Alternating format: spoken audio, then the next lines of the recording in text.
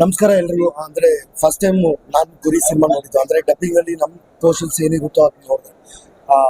Throughout cinema ನೋಡಿದವಾಗ ಒಂದಷ್ಟು ಕಡೆ ನನಗೆ ಫೀಲ್ ಆಯ್ತು. ಯಾಕಂದ್ರೆ ಒಂದು ಹಳ್ಳಿ ಕಡೆಯಿಂದ ಒಂದು ಹಳ್ಳಿ ಜೀವನ, ಅಂದ್ರೆ ನಾನು ಹಳ್ಳಿ ಹುಡುಗನಾಗಿ ಬೆಳೆದು ಬಂದಿರೋದ್ರಿಂದ ಅಲ್ಲಿನ ಸರ್ಕಾರಿ ಶಾಲೆಗಳ ಪರಿಸ್ಥಿತಿ ಅದ್ರ ಬಗ್ಗೆ ಮಾಡಿರ್ತಕ್ಕಂಥ ಸಿನಿಮಾ ಇದು. ಅದಾಗಿ ಒಂದಷ್ಟು ಹಳ್ಳಿಗಳ ಕಡೆ ಕುಡಿತಕ್ಕೆ ಒಳಗಾಗಿ ಒಂದಷ್ಟು ಫ್ಯಾಮಿಲಿಗಳು ಕಳ್ಕೊಂಡಿರೋದು.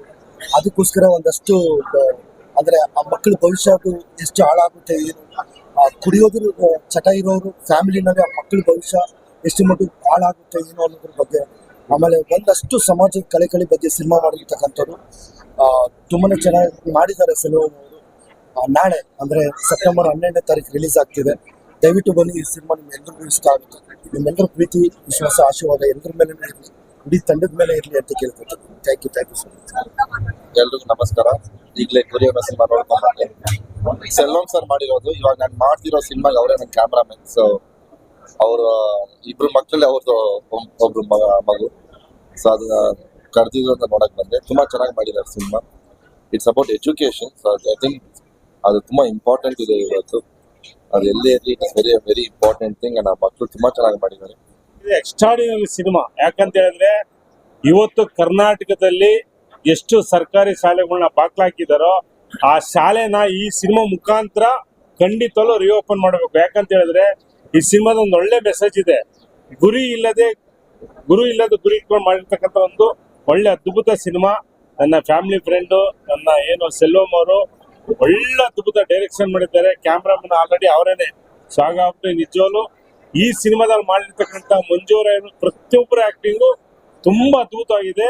ಕೆಲವೊಂದು ಸೀನ್ಗಳಲ್ಲಿ ಖಂಡಿತಲ್ಲೂ ನಮಗೆ ಕಣ್ಣೀರು ಬರ್ತದೆ, ಅಷ್ಟು ಸೆಂಟಿಮೆಂಟ್ ಸೀನ್ ಇದೆ.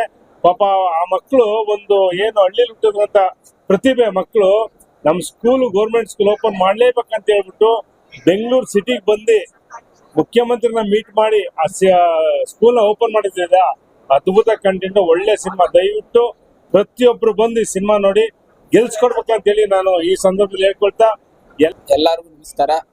ಸೊ ಗುರಿ ಪಿಕ್ಚರು ನಾಳೆ 12ನೇ ತಾರೀಕು ರಿಲೀಸ್ ಆಗ್ತಿದೆ.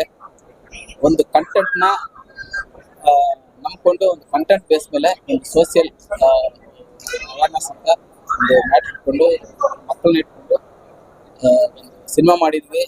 ಇದರಲ್ಲಿ ಹಲವಾರು ದೊಡ್ಡ ದೊಡ್ಡ ಕಲಾವಿದರೆಲ್ಲ ಮಾಡಿದ್ದಾರೆ.